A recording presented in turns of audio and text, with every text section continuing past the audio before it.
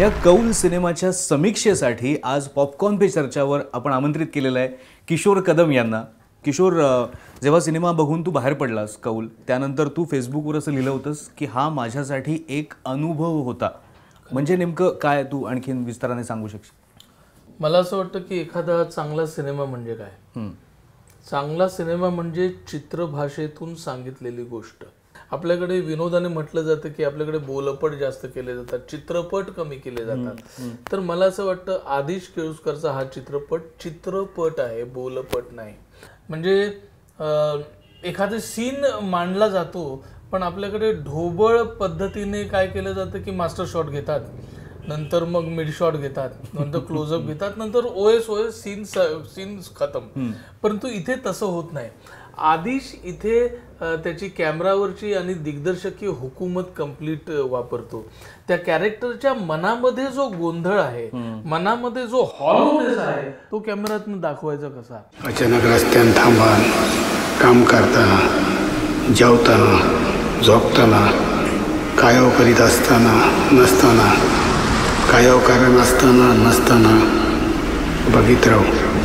प्रेक्षकांच्या दृष्टीने हे जाणून घेणं खरं तर महत्त्वाचं असेल की सिनेमात नेमकं काय आहे, जे नेहमी समीक्षेमध्ये आपल्याला. हे बघ, या सिनेमाला कथा आहे पण कथानक नाही. हां, बरोबर. नाट्य आहे पण ड्रामा नाही. कौलमध्ये जो साऊंड डिझाईन, अक्षरशः आपल्याकडे मराठीमध्ये साऊंड डिझायनिंग हा प्रकारच कुठे दिसत नाही. याच्यामध्ये तो बसून साऊंड डिझाईन केलेला दिसतो. म्हणजे एक लांब असा डोंगर आहे, ओला रस्ता आहे, एक छत्री उडते आहे, एक पक्षी उडतो, आणि हा सगळा अनुभव साऊंड सुद्धा आपल्याला देतो. म्हणजे आपण डोळे मिटले तरी सुद्धा ते दृश्य आपल्याला आजूबाजूला घडतंय की काय. म्हणजे पक्षी इथून उडतो आणि उडत उडत इथपर्यंत जातो, हा फील आपल्याला तो साऊंड देतो. आणि सिनेमामध्ये हे केलं जाऊ शकतं, कमी खर्चामध्ये हे केलं जाऊ शकतं, ही समज असणारं दिग्दर्शक पाहिजे असं मला वाटतं. हा सिनेमा बघून बाहेर पडल्यानंतर मला अनेक जागतिक दिग्दर्शकांची खरंच आठवण झाली. म्हणजे तार्कोव्स्कीचा सिनेमा आठवला, थिओ अँजेलोपोलिसचा सिनेमा आठवला, बेलाटारचा सिनेमा आठवला, कास्पर नोएचा सिनेमा आठवला, चिंत्रम खानोलकरांची कादंबरी आठवली, कोंडुरा आठवला, रात्रकाळी घागरकाळी आठवला, जी ए कुलकर्णींच्या कथा आठवल्या. म्हणजे त्या फिल्म मध्ये जे काही सांगायचं ना, त्याला पूरक असं सगळं त्याने बरोबर पकडलेलं आहे असं मला. बरोबर. आपल्याकडे जर आपल्या इंडस्ट्रीचा विचार केला तर काही रूढ संकल्पना आहेत की असंच असायला हवं, हेच लोकांना आवडतं वगैरे वगैरे. त्या सगळ्या संकल्पनांना सुद्धा छेद दिलेला आढळला. म्हणजे अगदी कलाकारांची निवड असेल किंवा त्या पद्धतीने त्या सगळ्याला. म्हणजे आपल्याकडे ना रिस्क घ्यायला दिग्दर्शकही घाबरतो आणि प्रोड्युसरही घाबरतो. चांगलं सांगण्यासाठी मोठं बजेट लागत नाही, तर तुम्हाला तो मीडिया यायला पाहिजे. बरोबर. तुमच्याकडे ती सेन्सिटिव्हिटी पाहिजे. हे कौल बघितल्यानंतर पुन्हा पुन्हा जाणवतं, एकही नामवंत कलावंत नाही त्याच्यामध्ये. तो एक म्हातारा आहे. म्हणजे हा सिनेमा कंप्लीट दिग्दर्शकाचा असला तरी सुद्धा ऍक्टर म्हणून मला असं वाटलं की चायला तो म्हाताऱ्याचा रोल मला करायला आवडला.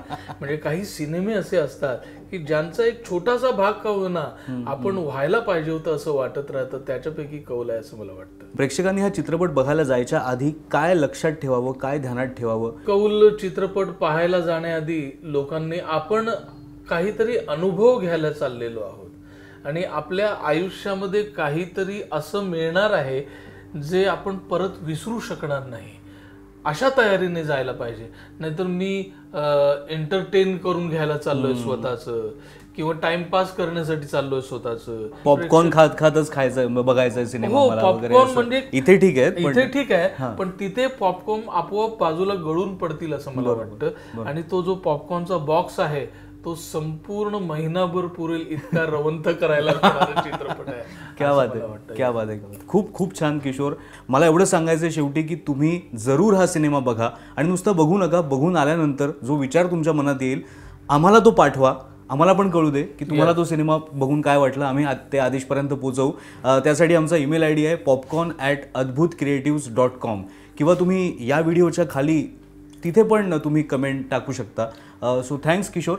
आणि थँक्यू. मला आहे ना तुझे खूप आभार मानले पाहिजे, तुमच्या चॅनलचे खूप आभार मानले पाहिजे की कौल सारख्या चित्रपटासाठी तुम्ही आवर्जून मला बोलवलं. सहोदर आपण शोधत असतो ना, तसं तू सहोदर शोधलास असं मला वाटतं.